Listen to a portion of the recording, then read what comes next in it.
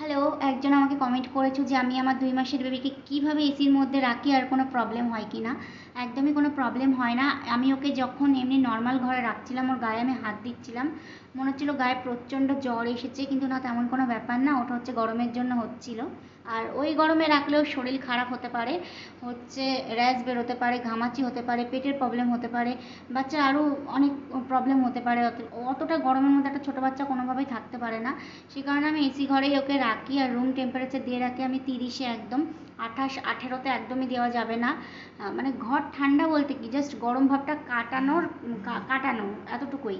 যে ঘর খুব ঠান্ডা তেমন কোনো ব্যাপার না। আর যদি অতিরিক্ত গরম পড়ে দুপুরের দিকে, তাহলে 30-এ রেখে হচ্ছে হালকা করে ফ্যান চালানো যেতে পারে। আর আমি তখন হচ্ছে আমার সোনার গায়ে একটা ক্যাথা দিয়ে দিই। আর রাতের দিকে আমি রুমটাকে একটু ঠান্ডা করে নিয়ে আমি হচ্ছে ফ্যান চালাই, বা অতিরিক্ত গরম হয়ে গেলে 30-এ দিয়েই হচ্ছে রেখে দিই। আমার বেবির কোনো হচ্ছে এতে প্রবলেম হয় না।